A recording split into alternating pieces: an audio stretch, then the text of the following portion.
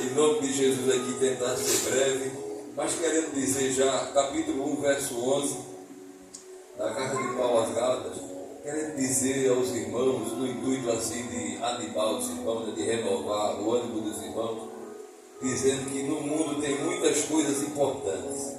A gente luta, corre atrás de muitos objetivos, quer conquistar tanta coisa, né?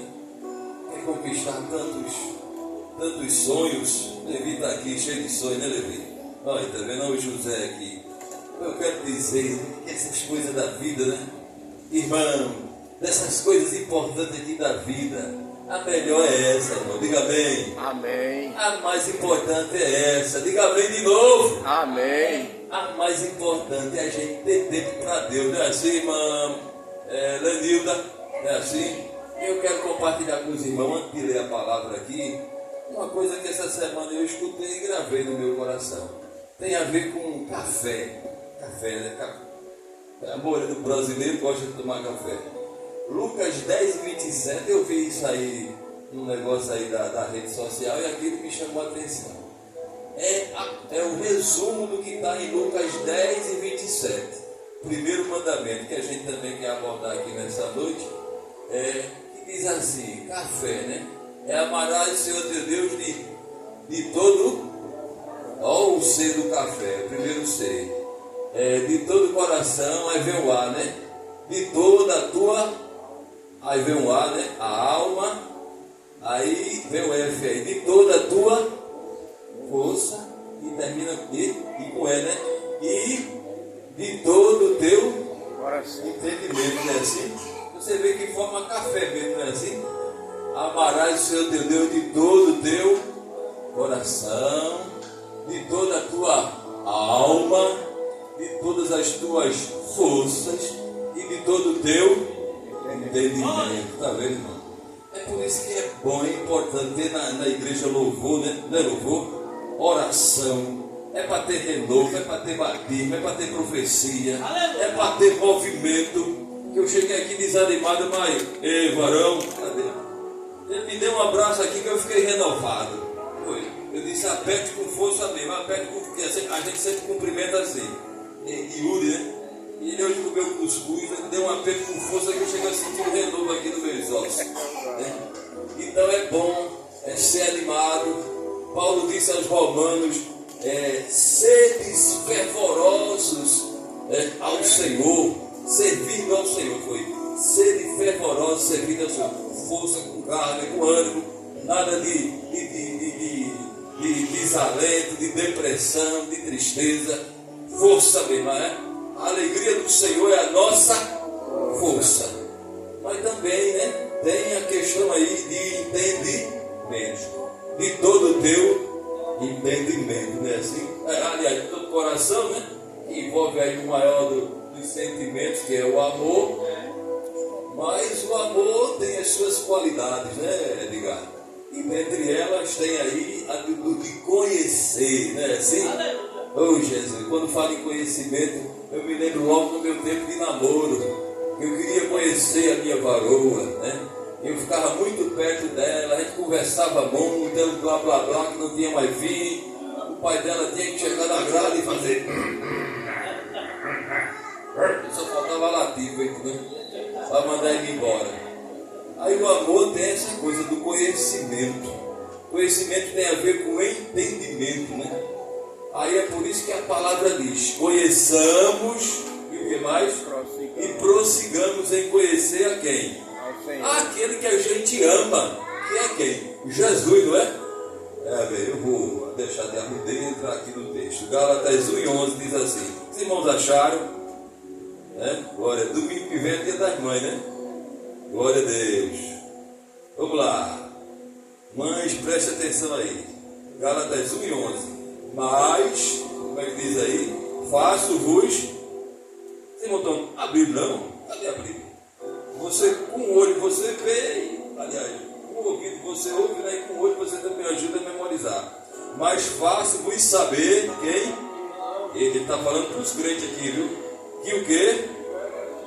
Que por mim foi anunciado, não é o quê? Olha, irmão, não é invenção de homem, não, essa palavra aqui não. Paulo que está dizendo. Ele disse aqui, porque não recebi o quê? Mais o quê? Mas pela revelação de quem? De Jesus Cristo. Vou ler só esses 2 versículos e aí a gente vai adiantando o que tem que ser adiantado. Meus irmãos, nesse momento pequeno aqui que nos resta, eu quero compartilhar com vocês um personagem aqui da Bíblia Sagrada, dentre muitos que a Bíblia tem, né? Cada homem, cada mulher, que foi um exemplo assim de fé, um exemplo de obediência a Deus, né? De adorador verdadeiro. Tem muitos, a gente tem muito que se espelhar. Mas o apóstolo Paulo, que eu quero citar aqui nesta noite, quero chamar a atenção para a pessoa do apóstolo Paulo, para a gente tirar algumas lições da vida deste homem de Deus e aplicar também na nossa vida. Olha, a primeira menção que a Bíblia faz deste personagem chamado Saulo de Tarso, né?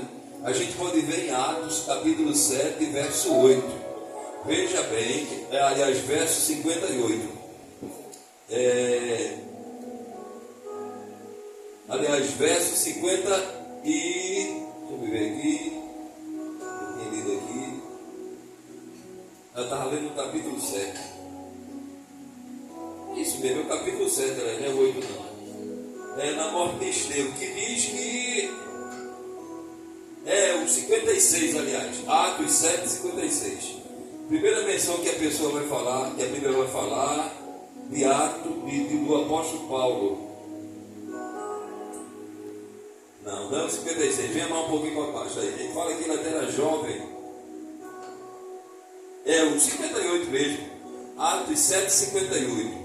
Diz assim: e expulsando da cidade o apredrejaram, e as testemunhas depuseram as suas vestes aos pés de um jovem chamado Saulo. Olha só, primeira menção aqui nas minhas leituras, a gente vê aqui fazendo menção aqui chamava ele de jovem, né? Certamente ele não era ainda casado, vamos pensar assim, né? Um jovem. Ele, se não fosse chamar, talvez chamasse ele de varão ou omitia. Acredito aqui que ele ainda não era casado.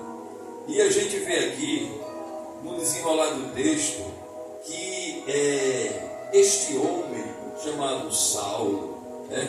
Irmãos,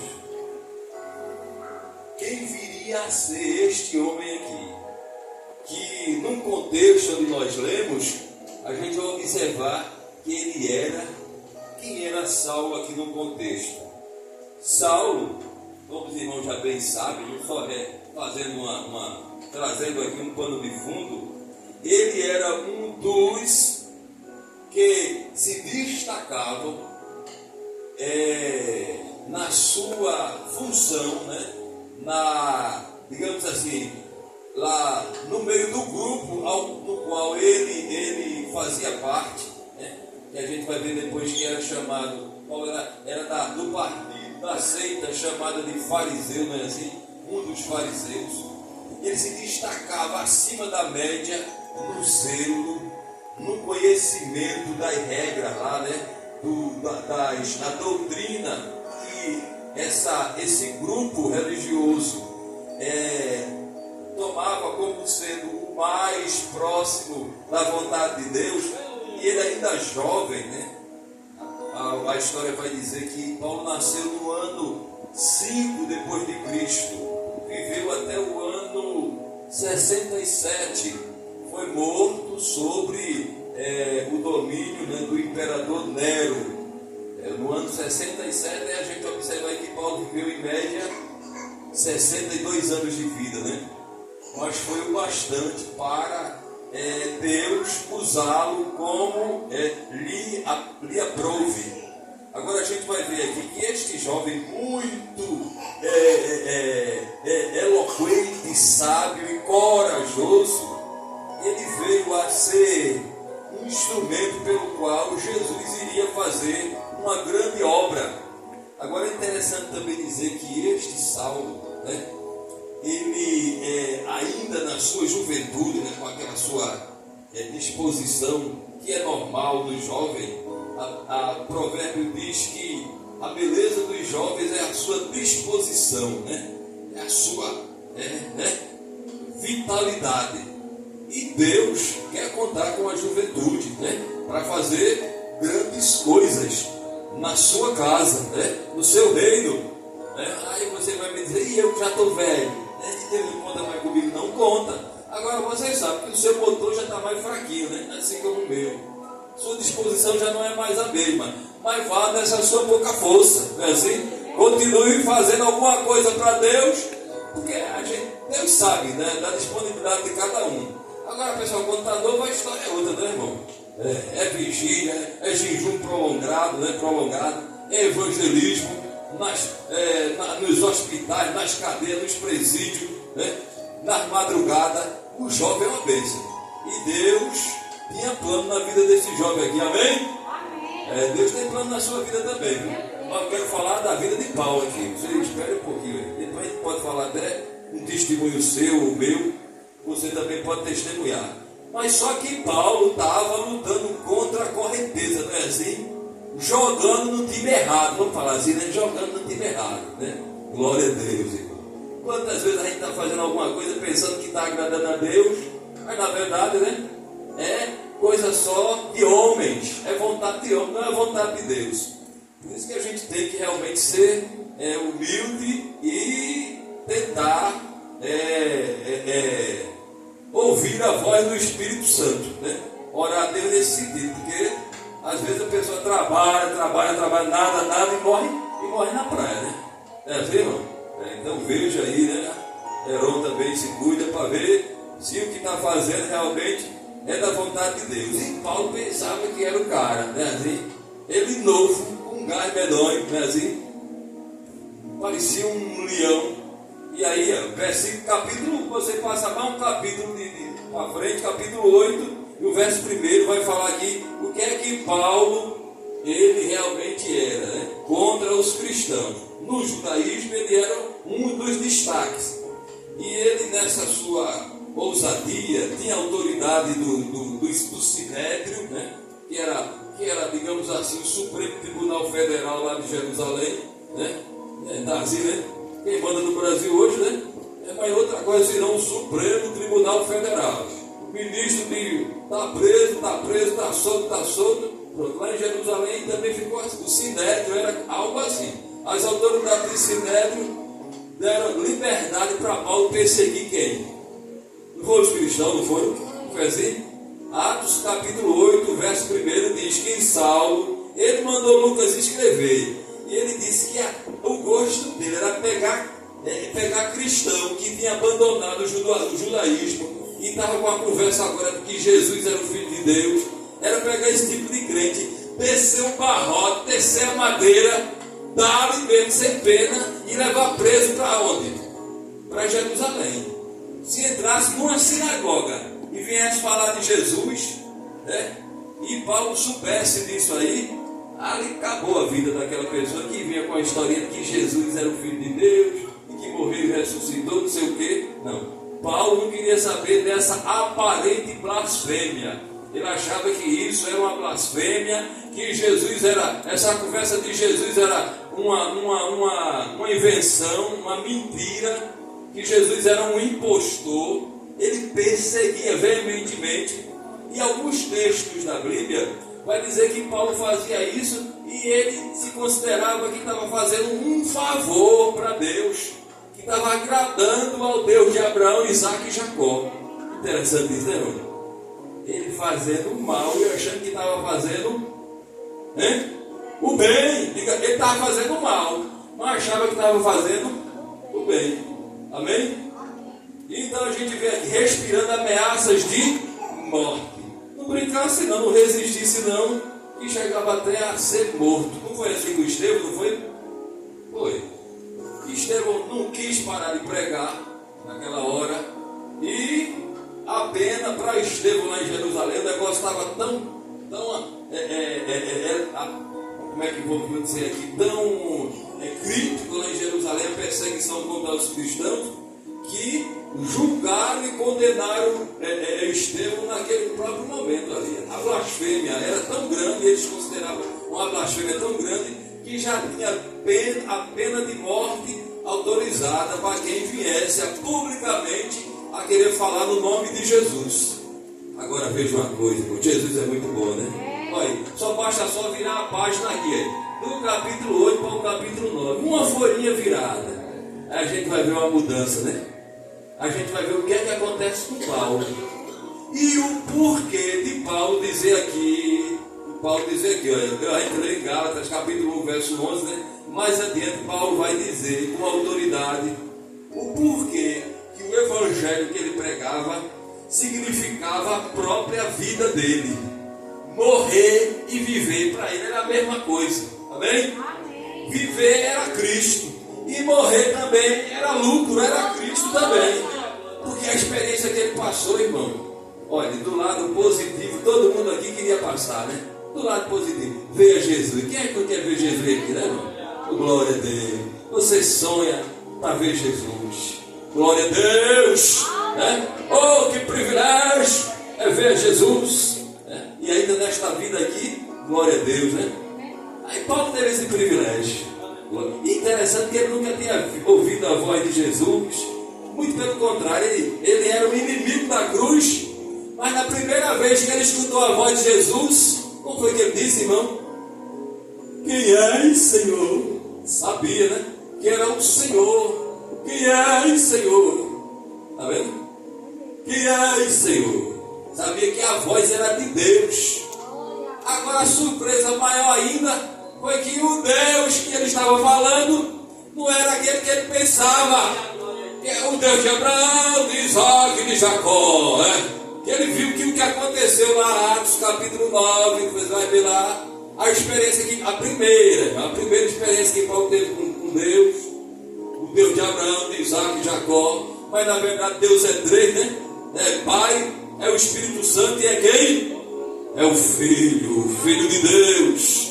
A voz é de Deus. Agora só não era o Deus de Abraão que Paulo pensava, o Deus, não é aquele Deus de Abraão, Jeová. Aí, meu filho, quando Paulo perguntou o nome dele, quem és, Senhor? Oh, glória! Aleluia! Aí o castelo de areia de Paulo cai por terra, né, irmão? Para uma construção tão bonita, né? Oh, Jesus! Para uma coisa tão bonita, mas é um castelo de areia. Aí a onda vem e derruba, o vento vem e leva. Oh, glória! Mas quando a construção é na rocha, Paulo agora ia começar a construir na rocha.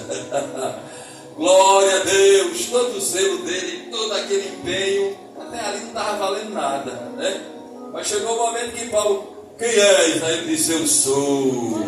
Mas quando ele disse, eu sou, quem? Eu sou Jesus. Glória a Deus, irmão, que experiência, irmão. E não foi profecia de ninguém, não é assim? Porque quando é uma profecia, a pessoa ainda vai esperar se cumprir, né? Aí fica ali na dúvida, e às vezes nem se cumpre, porque o profeta falou dele mesmo, mas foi o próprio Deus, irmãos. E Paulo vai testificar isso depois, e vai dizer que a autoridade que ele tinha sobre si, justificava o seu zelo pelo Evangelho, não é assim? E Paulo foi uma pessoa muito incompreendida, né? Alguém achava que Paulo era muitas vezes até tido como um doido, amém? Doido, mas ele sabia de quem ele estava, quem ele estava representando e a responsabilidade que foi dada a ele. Eu quero dizer, irmão, está mandando parar, mas a coisa é tão boa, eu vou tentar resumir. Mas eu quero dizer que o apóstolo Paulo recebeu, naquele momento ali, né, a visão perfeita de Jesus, ouviu a voz de Jesus, ouviu as instruções de Jesus, e ele passou 3 dias, irmão, desligado da terra, amém? Glória a Deus. Como é que a gente se desliga da terra, irmão? De 2 formas a gente se desliga da terra, né? Quando a gente vai dormir, né, e apaga, e outra também quando a gente procura o isolamento, não é assim? Jesus disse: entra no teu quarto, fecha a tua porta, vai falar com Deus. Jeová, Jesus, trancou Paulo no quarto durante 3 dias, no quarto escuro. Diga amém. Amém. Cuidado, irmão, cuidado você, para Jesus não lhe trancar também no quarto aí, para você passar 1 dia, 2, 3, 1 mês, 1 ano, 10 anos, ouvindo de Jesus alguma coisa. 3 dias, Atos capítulo 9, ficou cego por 3 dias, depois que ouviu a voz de Jesus, e disse: vá, quando é sua viagem, vá lá para Damasco, quando você ir, agora você não vai fazer a sua vontade mais não, você vai fazer a minha, amém? Ô glória, irmão, você está aqui e eu também estou aqui, porque a graça de Deus nos alcançou, amém? A graça de Deus não é boa, né, irmão? Charis, no grego é charis, significa um beneplácito, um favor, uma bênção, glória a Deus, um presente que você não merecia, mas precisava, mas não merecia. Tanta coisa que a gente precisa, mas a gente não merece e a gente morre sem ter. Mas a graça de Deus, ela nos alcançou e deu aquilo que a gente não merecia e precisava, que é justamente o quê? A salvação, na presença dele, glória a Jesus. Aí Paulo, glória a Deus, foi alcançado por essa graça. Agora, mas ele não ia fazer mais a vontade dele, Jesus disse: agora você vai ser um vaso, usado por mim, glória a Deus.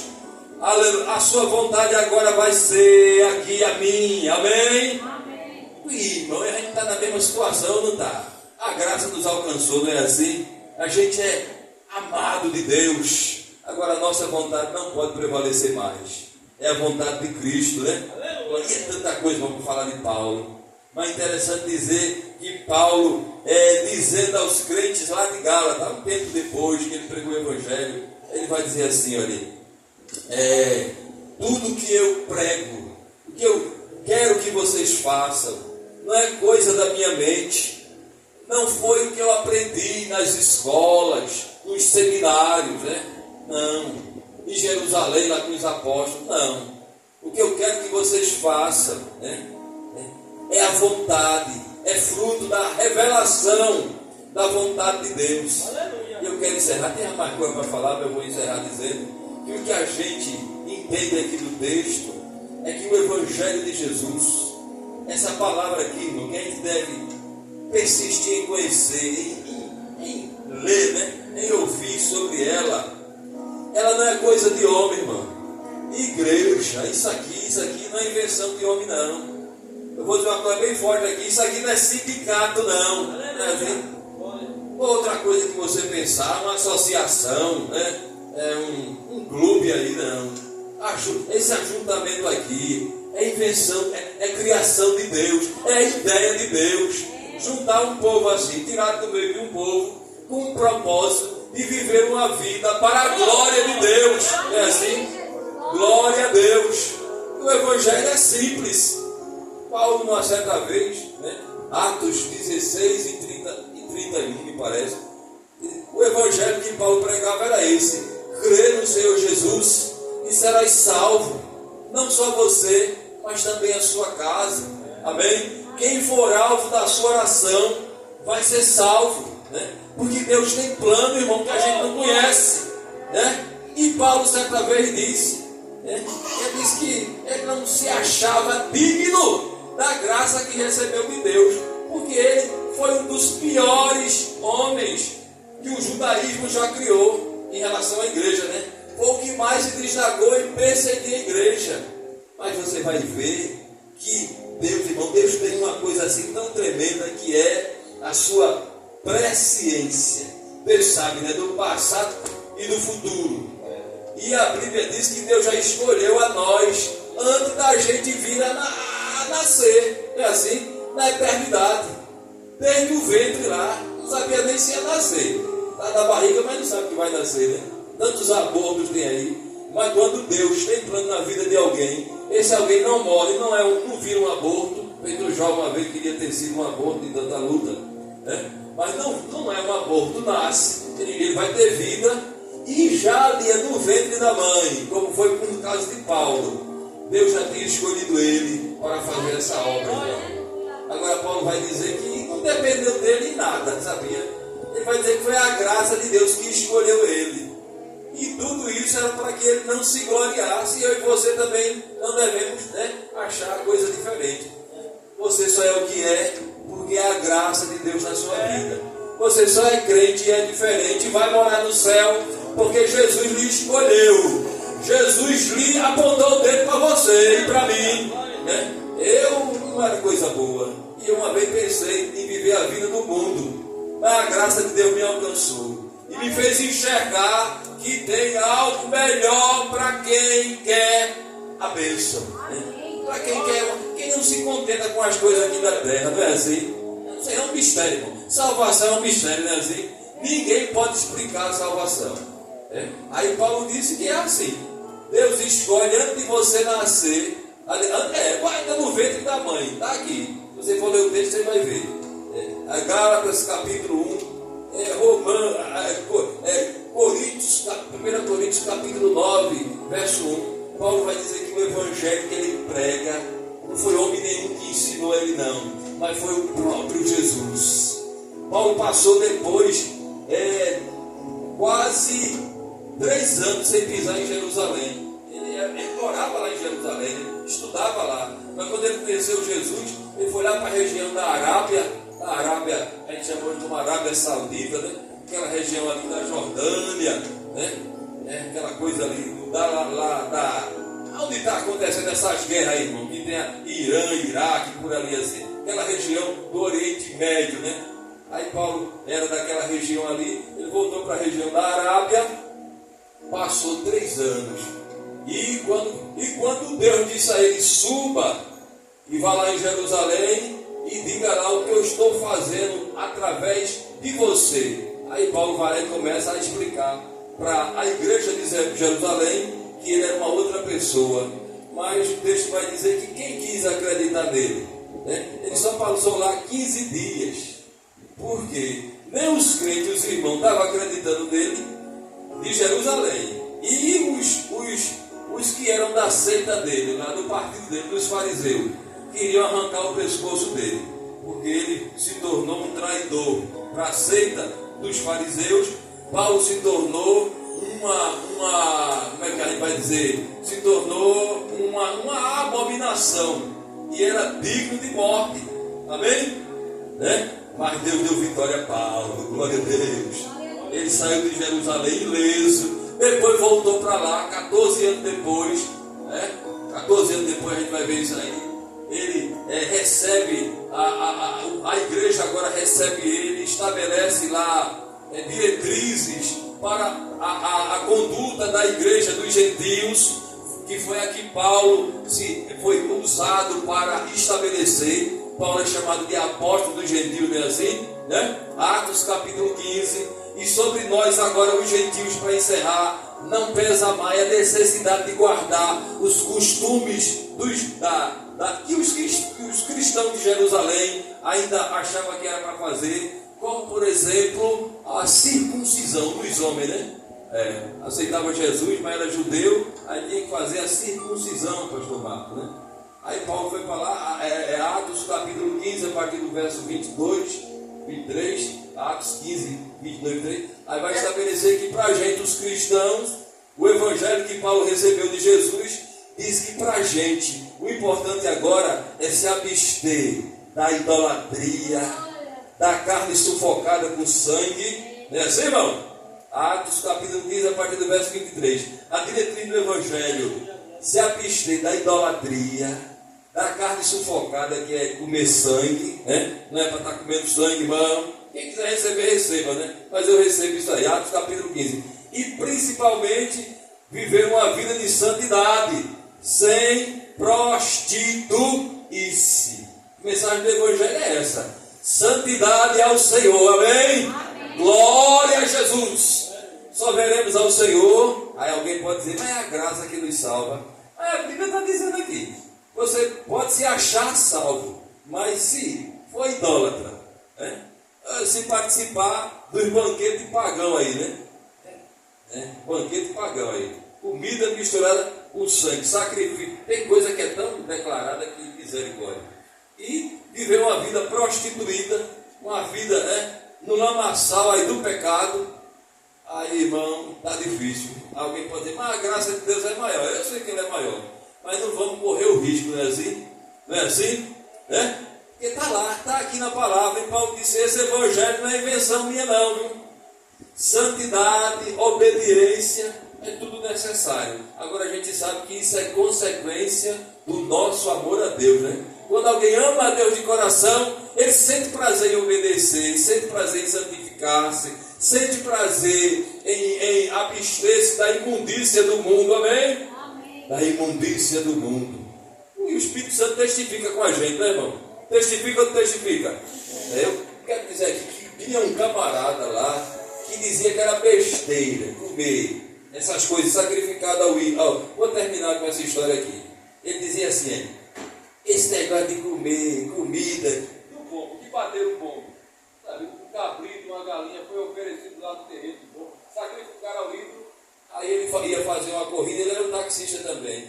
Aí o camarada pagava ele a corrida e dizia, toma isso aqui de quebra. Dava a banda de um bode a ele, uma coxa lá, uma coisa boa do bode. Dava uma galinha gorda. Aí ele dizia, que rapaz, essa aqui eu não tinha, né? Aí comia aquilo ali, sabendo, irmão, de onde veio. Quando o cara não sabe é uma coisa, né? Você come, você ora e Jesus repreende todo mal, não é assim? É assim ou não é? Você vai comprar e ver uma carne na feira, aí vê uma